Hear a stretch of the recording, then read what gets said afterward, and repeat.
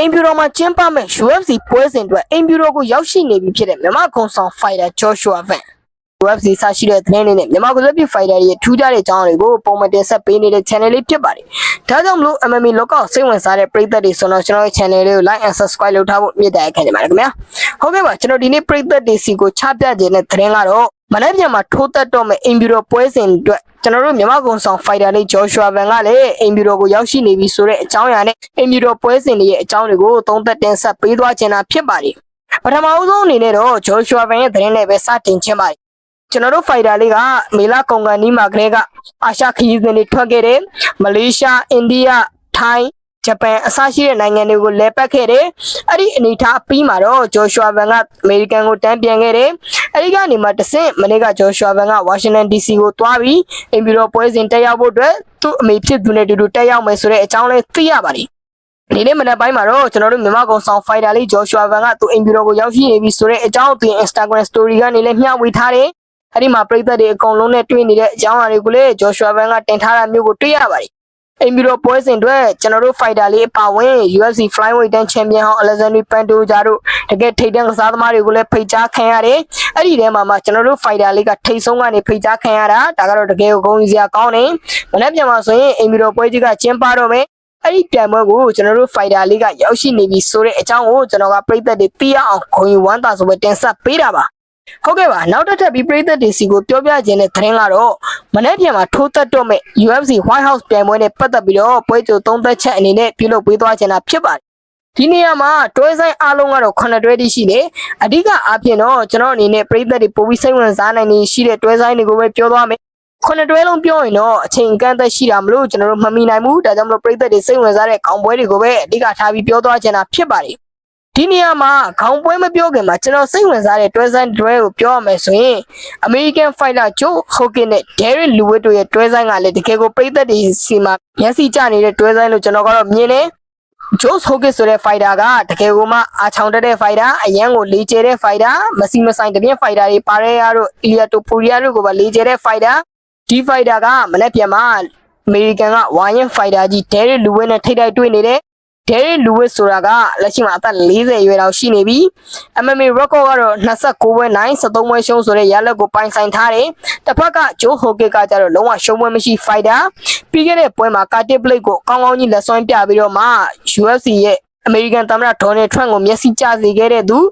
ူကအမေရိကန်သမ္မတကိုယ်တိုင်ကဒီတွဲဆိုင်ကိုတည်စေခြင်းလို့ဒေနာဝိုက်တို့ကိုပြောတယ်အဲ့ဒီနေထားမှာဒေနာဝိုက်တို့ကဒီတွဲဆိုင်ကိုတည်ပေးခဲ့တာဖြစ်ပါတယ်ဒါကတော့ဂျိုးဆိုကင်နဲ့ဒဲရီလူဝစ်တို့ရဲ့တွဲဆိုင်ဒီတွဲဆိုင်မှာတော့လက်ရှိမှာတော့ဂျိုးဟိုကစ်ကပြည်သက်တွေကြားထဲမှာရေဝမ်းပို့စားတယ်ဂျိုးဆိုကင်နိုင်မယ်ဆိုပြီးတော့လည်းခြေနေထားတွေကပေးထားတယ်ဂျိုးဆိုကစ်ကို 1.2 လောက်ထိပေးထားပြီးတော့မှတစ်ဖက်ကဒဲရီလူဝစ်ကို 4. ကျော်ကျော်ကြီးကိုပေးထားတာမျိုးကိုတွေ့ရပါတယ်ဒါကလည်းရှုံးဝဲမရှိ fighter ဖြစ်နေတဲ့အချက်ကြောင့်လို့ကျွန်တော်ကတော့မြင်တယ်ဒါပေမဲ့ heavyweight fighter ဖြစ်နေတဲ့အတွက်ကြောင့်မလို့ဘာမှဆိုဖြစ်သွားနိုင်တယ်လက်သီးတစ်ချက်ထိထိမိမိဝင်တာနဲ့ full power ရှိတဲ့ကစားသမားတွေဖြစ်တဲ့ကြောင့်မို့မှောက်မှာပဲ Derek Lewis ကလည်းအဲ့လိုမျိုးကြမ်းပြထားတဲ့ fighter ဖြစ်တဲ့ကြောင့်မလို့အရင်ကြီးတော့ short တွက်ထားလို့မရဘူးဒါကတော့တကယ်ကိုစိတ်ဝင်စားစရာကောင်းတဲ့ heavyweight တန်းတွဲဆိုင်ပါနောက်ထပ်ပြောပြချင်တာကရှောင်းမယ်လီရဲ့တွဲဆိုင်ပါဒီနေရာမှာဘန်နဝိတ်တန်းချန်ပီယံရှောင်းမယ်လီကလည်းဇဟာဘီဆိုတဲ့ဖိုင်တာနဲ့တွေ့နေတယ်ရှောင်းမယ်လီကလည်းမာရက်ဒီဗလက်မလီစီမှာ2ပွဲရှုံးပြီးတော့မှချန်ပီယံခပတ်ကိုလက်လွတ်ထားရတယ်သူကပြီးခဲ့တဲ့ပွဲမှာတော့ဆောင်းရတောင်ကိုပြန်နိုင်ထားတယ် decision နဲ့နိုင်ထားတယ်အခုတော့ရှောင်းမယ်လီကဇဟာဘီဆိုတဲ့ဖိုင်တာနဲ့တွေ့နေတယ်အဲ့ဒီဇဟာဘီဆိုတဲ့ဖိုင်တာကလက်ရှိမှာအသက်38နှစ်အရွယ်ကိုရှိနေပြီရှောင်းမယ်လီထက်တော့ကြီးတယ်လို့ပြောလို့ရတယ်ဟိုမှာလေကအခုမှ32နှစ်ပဲရှိသေးတယ်ဒီဖိုင်တာကလည်းစွမ်းဆောင်ရည်အပြင်တော်တော်လေးကောင်းတဲ့ကစားသမားလို့သတ်မှတ်လို့ရတယ်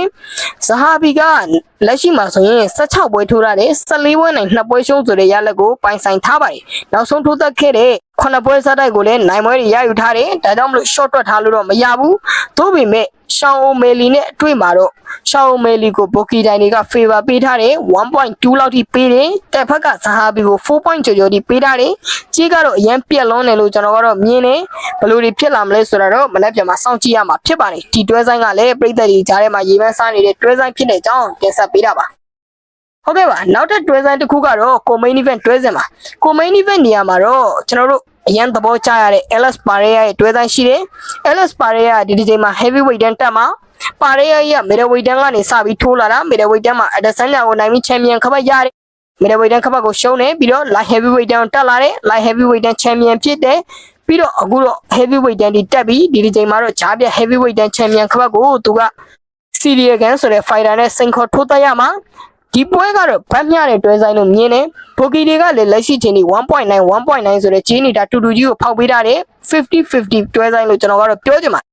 Elas Pareya က MMA record အပြင်16ပွဲထိုးထားတယ်73ပွဲနိုင်3ပွဲရှုံးအဲ့ဒီရလက်ကိုပိုင်ဆိုင်ထားတယ်တစ်ဖက်က Syria Gan ကြတော့73ပွဲနိုင်2ပွဲရှုံးဆိုတဲ့ရလက်ကိုပိုင်ဆိုင်ထားဒီနေရာမှာ Syria Gan က champion ခပတ်လူဝဲတွေမှာအများနဲ့ကန်ခေတတ်တယ်ဗျာဒါက MMA ပရိသတ်တွေအားလုံးသိလိမ့်မယ်ဂျွန်ဂျုံနဲ့ပွဲမှာတော့ကလည်းပထမချီစောစောစီးစီးနဲ့တင်ပွဲပြက်ပြီးရှုံးသွားတယ်ပြီးတော့ Tom Aspinall နဲ့တွဲဆိုင်မှာကြတော့လေသူကနိုင်မလို့ဖြစ်နေတဲ့အနေထားမှာTom Aspinall ရဲ့မျက်လုံးကိုနှိုင်းမိတယ်ဒီတော့ iPod ပြပြီး Tom Aspinall နဲ့ဆက်မထိုးနိုင်တော့ဘဲနဲ့ no contest ဖြစ်ခဲ့ရတယ်ဒါကြောင့်မလို့ Syria Gan ကတော့ကန်ခေတယ်လို့ကျွန်တော်ကတော့မြင်တယ်ဒီပွဲမှာကော Elas Pareya ကိုဘယ်လောက်ထိလုတ်ပြနိုင်မလဲဆိုတာစောင့်ကြည့်ရမယ် Pareya ကကော heavyweight တင်တက်တဲ့အနေထားမှာအဆင်ပြေပါမလားဆိုတာကြည့်ရမယ်ဗျာ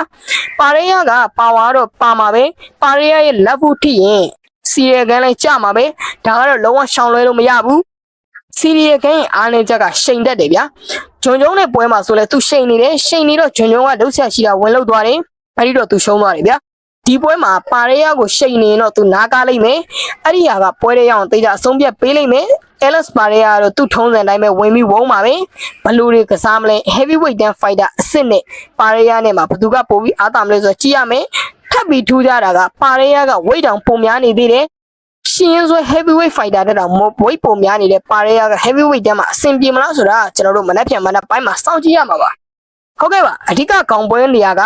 lightweight တန်း champion ခပတ်လူပွဲတောင်ပြောခြင်းနဲ့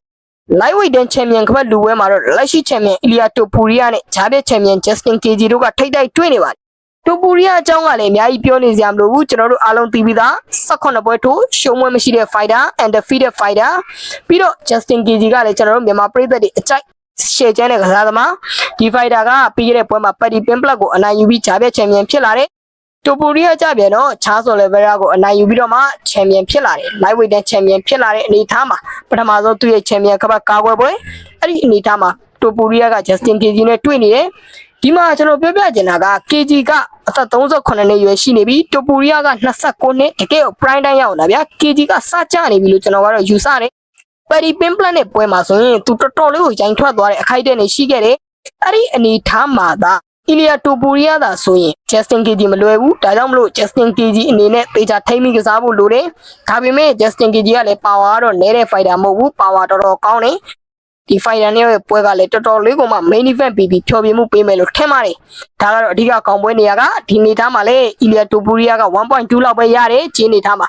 Justin Gaethje ကအောက်ကြီး 4. ကျော်ကြီးကိုပေါက်နေပါတယ်ဒါကတော့ Justin Gaethje နဲ့ Ilia Topuria တို့ရဲ့အခင်းချင်းပါဟုတ်ကဲ့ပါဒီပွဲတွေကိုမနက်ပြန်မနက်တနင်္လာနေ့မနက်6နာရီခွဲမြန်မာစံတော်ချိန်ကနေစပြီးတော့မှကြည့်ရမယ်အဓိကကောင်ပွဲကတော့10နာရီကျော်ဝန်းကျင်လောက်မှကြည့်ရဖို့ရှိပါတယ်မြန်မာပြည်ပရိသတ်တွေအနေနဲ့ Channel Plus ကနေတိုက်ရိုက်ကြည့်ရှုအားပေးနိုင်ပါတယ်ခင်ဗျာ Channel Plus မရှိတဲ့ပရိသတ်တွေအနေနဲ့တော့ကျွန်တော်ရဲ့ Telegram Channel လေးကို join တာပါကျွန်တော်အဆင်ပြေသလိုတင်ဆက်ပေးပါမယ်ဟုတ်ကဲ့ပါခင်ဗျာဒီနေ့ပြောပြခြင်းတဲ့အကြောင်းကတော့ဒါပါပဲကျွန်တော်တို့မြန်မာကောင်ဆောင် fighter အင်ပြူတော်ကိုရောက်ရှိနေပြီဆိုတဲ့အကြောင်းနဲ့လက်မြန်မာထိုးသက်တော့မဲ့တွဲဆိုင်တွေကိုပွဲချုပ်30ချက်အနေနဲ့ပြုလုပ်ပေးခဲ့တာဖြစ်ပါတယ်နောက်ဒီမှာလေကျွန်တော် Marshall Academy Channel ကနေအခုလို MMA နဲ့ပတ်သက်တဲ့သတင်းတွေ One Championship UFC စရှိတဲ့သတင်းတွေနဲ့မြန်မာကိုယ်စားပြု fighter တွေထူးခြားတဲ့အကြောင်းတွေကိုပုံမှန်တင်ဆက်ပေးသွားအောင်မှာဖြစ်ပါတယ်။ဒါကြောင့်မလို့ MMA လောကစိတ်ဝင်စားတဲ့ပရိသတ်တွေဆိုတော့ကျွန်တော်ရဲ့ channel လေးကို like and subscribe လုပ်ထားဖို့မြတ်ထားခဲ့နေပါတယ်ခင်ဗျာ။ပရိသတ်လုံးကိုအထူးပဲကျေးဇူးတင်ရှိပါတယ်ခင်ဗျာ။